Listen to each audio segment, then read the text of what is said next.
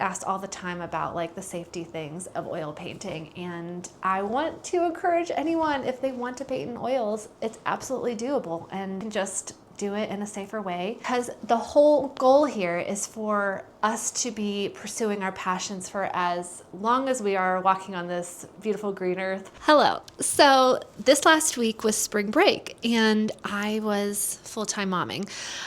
So I didn't get like any painting time, but I am in my studio now, and let me tell you guys, I wonder if there are other parents that can relate to this, and maybe I should do like a whole video on it. You know, feeling torn between your work and your family. Is this just like a age-old issue? I think so. Especially when your work is also your passion and your family is also your passion, and there's this like tug-of-war feeling all the time. But anyways, that's not what this video is about. Maybe I could talk about motherhood and full-time art in another video, because that's a humongous topic. So I'm popping into my studio to do a few studio tasks that have to be done by the end of this week. And I thought I could also bring you along, show you what's up here, and asked all the time about my oil painting studio and how I am painting and not affecting my health. So I thought I could tell you about my non-toxic studio and what led me to make this decision of painting in oil instead of acrylic or watercolor or whatever. So let's get into it today. Thanks for joining me. Let's go. So this morning, my two main studio tasks are varnishing my bunnies that I painted last week. And I stood around forever thinking about what else I needed to do. I need to paint the edges of this painting and also this painting. I'm sending this painting to a gallery in Maine called the Bird Gallery. Look how great these paintings look together. They're in the same family. I made 3 paintings in this collection of like woodland birthday party. This one down here is called The Swan Brought the Cake. This one, what did I end up calling it? I don't think I've named it yet, so I have to think of a name before I ship it. And then the third in this collection is in an exhibition down Louisiana, and I'm hoping it doesn't come back because it would be great if it found a home down there. And I just realized that I haven't varnished either of these paintings, so I guess I have to do that first. I'm going to use matte varnish today. I like Gamvar because it lets your painting breathe and keep drying. And oil paintings are really interesting because they don't necessarily dry. There's this like chemical process that's happening. And so you want your oil painting to be able to breathe while it's doing that. So this is a great option, especially if you're shipping your work like I am before that 6-month mark. So I'm going to use matte because gloss is so gorgeous, but if you use matte, it's able to be photographed and there won't be a glare on your painting. So that's what I'm going to do very first, even though I want to be painting and doing all the fun things.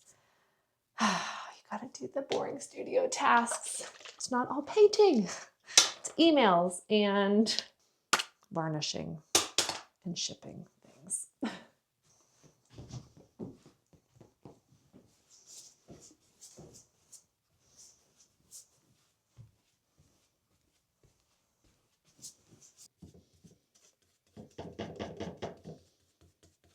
Okay, I did the first side and it's looking very good. I'm doing scallops on this side. I've been a painter for a very long time, but I always have loved oils. Like, oils are just so deliciously creamy and it's almost like painting with frosting. I have went through so many trials and errors trying to get acrylics to act like oils. I would even be Googling like, how do I make my acrylic be more like an oil, or how do I slow down the dry time? And basically what I always kind of ran into is stop trying to make something be what it is not. And I know that is very like, duh. What always held me back from just like jumping into oil straight away was the fact that they are toxic. And I was always kind of like, oh, but I love oil paint so much. But like, it's just not worth it. It's not worth me to risk my health you know, spending 6 hours in my studio with these toxic things when I can just paint in acrylic. But I hated acrylic. Like, I am a mother of 3, and I would come into my studio, I would mix a color, and then I would get pulled away. And if I didn't cover it or be really like intentional about making sure that I protected that color, the color would dry up. And while I am very good at remixing colors again and again, you know, I felt kind of like, oh my gosh, I am wasting so much money, like mixing these acrylic colors, and then they dry out very quickly. I tried, you know, open acrylics. I tried all of the mediums that you could add into acrylics to make them dry slower, and they just were not oils, because they're not. So finally, one day I was like, okay, if I really want to paint in oils, I'm going to have to figure out a way to make this a non-toxic situation, because I cannot keep this up. Because I was kind of like, well, I guess if I have really good ventilation, it's okay. And there for a while, I was doing that. I would have my exhaust fan on, I'd have a window open, I'd have a fan going, I would be using odorless mineral spirits. And then for days after my painting session, my lungs would be so tight. And I was like, this is not sustainable. I cannot keep doing this. So one day I jumped online and I was kind of like, I'm either going to switch straight to watercolor, because I don't like acrylic at all, and I'll just be a watercolor artist, or I have to find a way to make oil painting work for me. I got online and I was like, non-toxic oil painting studios, and so much stuff popped up, and I was like, oh my gosh, for years I have been thinking there's only one way to do this, and there's not. There's so many ways to get to the same point.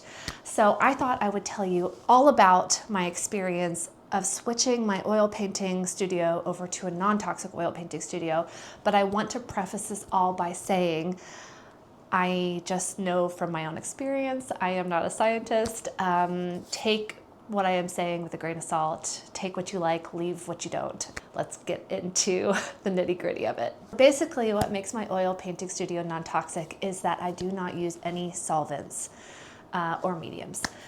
The only medium that I use is linseed oil. I use the Gamblin one, but I've also used the Winsor & Newton, and they're all just kind of like the same thing. I love linseed oil. My dog wanted to come in while I talk and join me. Where was I? Okay, goodbye. Sit down if you want to be in here. Safflower oil is another one you can use. You can also use walnut oil. I like linseed oil because it dries the fastest from what I have experienced. But you can try them out and see what you like. And you might even want a slower dry time than I have. I know a lot of people avoid painting in oil because of the dry time. But for me, that is what I want, because I can mix the color, come back in a few hours, it's still good. I can come back in, you know, a few days and it's still wet. I can really focus on my alla prima painting, which alla prima means I am painting basically all in one go. So I am laying down color and basically leaving it and like not messing with it. I do glazes every now and then. Like this cake was a lot whiter, and I came in with a Naples yellow glaze that I made out of a linseed oil and Naples yellow, and kind of made like a nice glaze consistency. And once this white was dry, I glazed the cake. So in some instances, I don't do everything all alla prima, all in one go.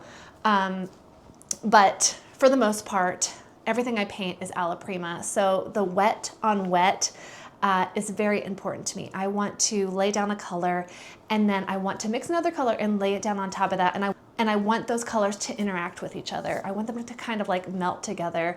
And that creates such beautiful, interesting things just naturally. Of course, you probably can do alla prima with acrylic, but it's so hard. I mean, like, you have to be like painting like something is chasing you, like this bear behind me is chasing me, if you want to paint alla prima with acrylic. Not for me. I want to be painting really methodically and with purpose, and I don't want to be like throwing down color and doing it with anxiety behind me. I wash my brushes. This one took me a while to figure out. For a while, I filled up not this specific jar, but a jar like this with linseed oil up to here. And then I would wipe my brushes completely clean. Let's see. I would take a paper towel and I would wipe it as clean as I could until most of the pigment was in this paper towel. I would put my paint brushes down in the linseed oil like this, and I would just let them stay in the linseed oil until I was ready to paint again. And then I would come and I'd wipe the linseed oil out, getting as much of the color and oil out as I could, and then I would mix colors and keep going. That method worked really well. And I would do that until my oil was all kind of yucky and grungy, and then I would wash my brushes. I would take them outside and I would wash them in a toxic brush cleaner out in my yard, wash them using one of these brush cleaners. That was fine, but even that process made my lungs tight. So I was like, I gotta find a new way because this is not sustainable. Basically what every single thing in my studio is coming down to is like sustainability. I have to be able to do this over and over and over again, have the process easy and not be harming my body. So that I can continue making my work because this is what I do full time for my living. So I was like, I have to find a new way. After lots of research, I landed on this brush cleaner. This is Citrus Essence Brush Cleaner. I buy it from Blick. You can buy it from anywhere, I believe. You can even probably get it from Amazon. They also make a lavender version. Okay, so if you are sensitive to smells, I don't know if I would suggest this for you because the citrus smell is so strong. My studio always smells a bit like I just peeled an orange, which I don't mind. I like it. I keep it in my brush cleaner jar, and my brush cleaner jar has this little like grate, and I keep the lid on. First of all, this evaporates, so you don't want brush cleaner to be evaporating into the air. I just scrub my brush over the metal grate on there, and then that gets almost every single bit of the paint out. And then I really go at it with wiping the excess liquid and paint off onto a paper towel, wash it again, do it until there is nothing coming off of the brush onto the paper towel. This brush cleaner was an absolute game changer for me because it took this one step of having to wash my brushes out in my yard and then feel tight, like my lungs were tight, completely away, which was godsend, like amazing. Now buy these in twos. So like when I bought this bottle, I bought a second one. And so that whenever my next bottle is gone, I'll order two at a time because I never want to be without my brush cleaner. You can also use this brush cleaner like you would Gamsol. Now, like I said, Gamsol really bothers me, so I don't use it, but I was out of this brush cleaner while we had this big snowstorm over the winter, and I went into Michael's and I bought some Gamsol because I was like, well, I have to continue painting. And I thought, well, who knows, maybe I've like grown out of this lung thing, which is stupid. I haven't. Then I remembered, oh yeah, that's why I'm so obsessed with this brush cleaner because it bothers me so bad. But you can use it exactly like you would Gamsol. So you can thin your paints down and you can stain your canvases using this brush cleaner, and it acts just like Gamsol, which is awesome. The thing I do, and I talked about this in my last video, but I'm going to show you guys again, I wear gloves while I paint. For a lot of the time I was wearing two gloves on both hands. I especially wear two gloves in the winter when my hands are like really dry and like cracked because I don't want any paint getting on my hands. But lately I have been using one glove, and I keep a paper towel in this hand, and then I wipe my brush out between colors using this hand. Then I keep this hand clean and free for me to tap into my iPad for my reference photos. But I want to mention one thing. I use gloves because, first of all, oil paints are so messy. And even when you wash the oil paint off of your skin, it like, I don't know, it's like, it wants to be your best friend. And it like is so hard to get off of you. It's like, get off of me, but it doesn't want to. So this keeps my hands clean for the fact of, like not wanting to be covered in oil paint.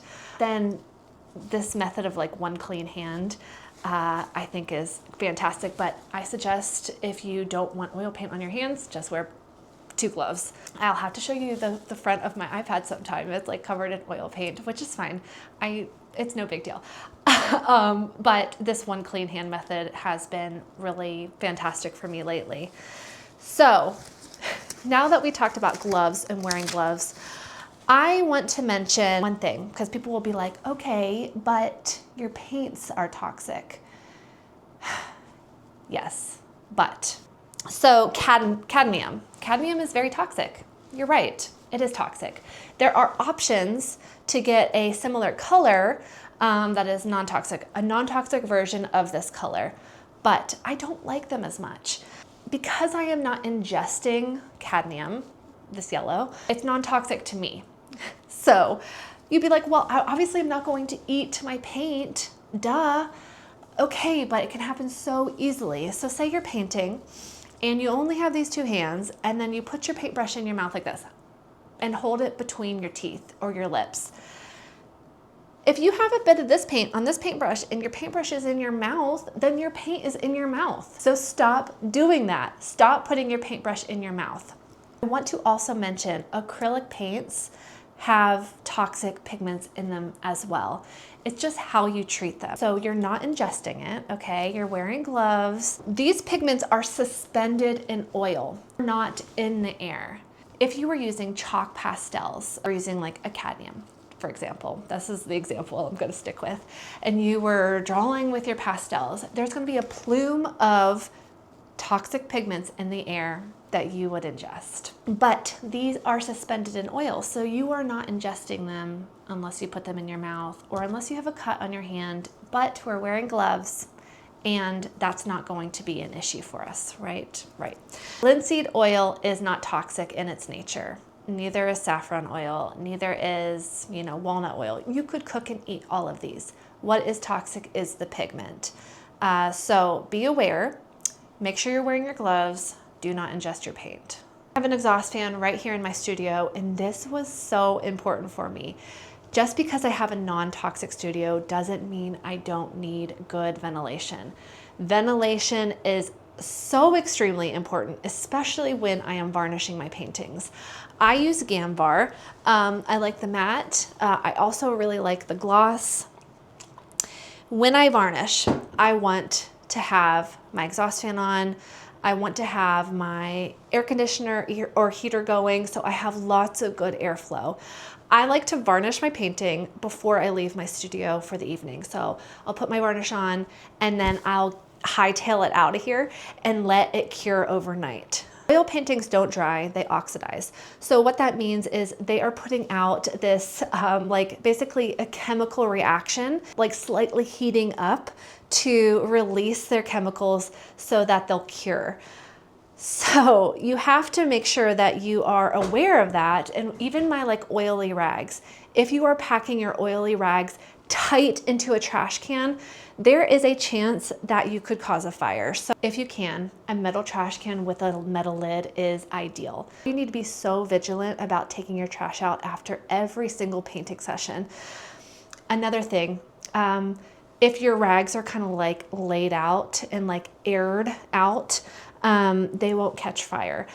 I am kind of hyper about this, and I take my trash and put it in my outdoor trash can that is out there by the road after every single painting session. If that feels like it's still not enough, you could take your oily rags and you could spray some water on them and then throw them away, which I know a lot of people do. They'll put some water in the bottom of their trash can and just keep their rags kind of damp. I mentioned this in another video, but I'm going to mention it again. So when I wash my brushes fully, I fill up a little container full of Murphy's oil soap and I let my brushes sit overnight in this oil soap. Last one I did was this little varnish brush, and I just filled it up with the Murphy's oil soap and I let it sit overnight. And it kind of separates, there'll be a little water on the top, and I can reuse the soap again, it's not gonna go to waste. And this takes out every single bit of oil paint. It's like magic.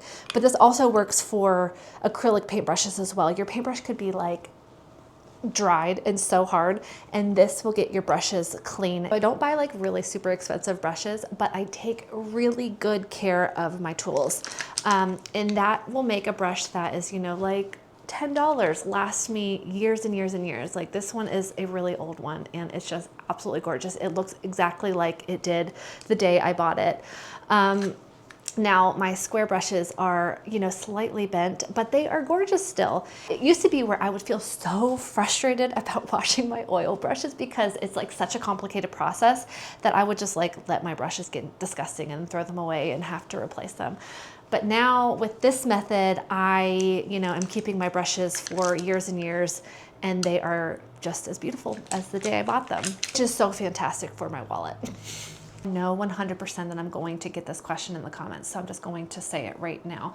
Well, Abby, what about water mixable oil paints?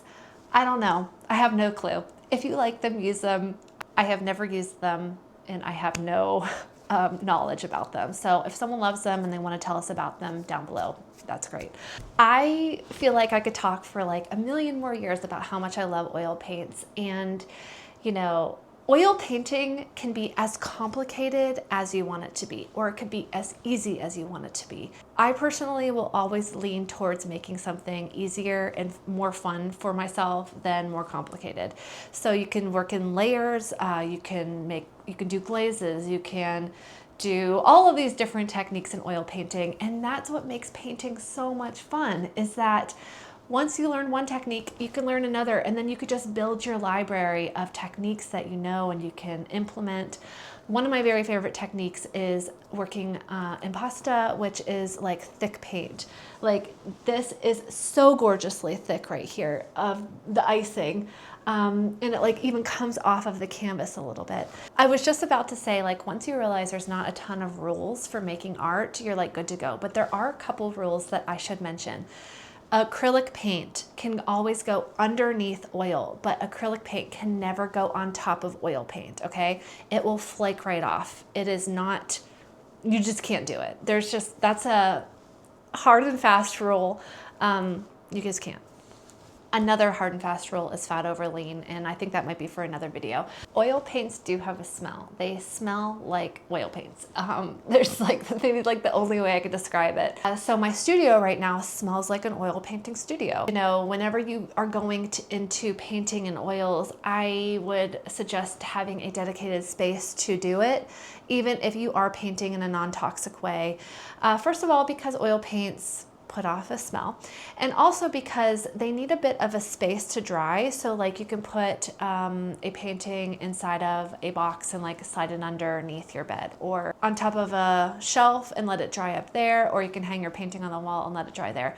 But you don't want to be in a tight space where you're going to be rubbing your shoulders against your painting, because it will get paint all over your clothes. For years I painted in my basement in a room that I could shut the door, and that worked out great. But before that, I painted in my kitchen, and I used a little three-tiered rolly cart, and I would just load all my stuff back up and then push it into the closet where I knew that, you know, no one would be messing with it while it was in its drying process. I think at this point I have told you lots of stuff.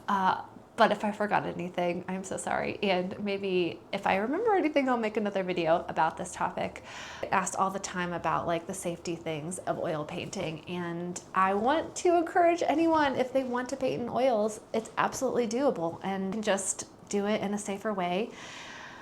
Because the whole goal here is for us to be pursuing our passions for as long as we are walking on this beautiful green earth, affecting our bodies by painting.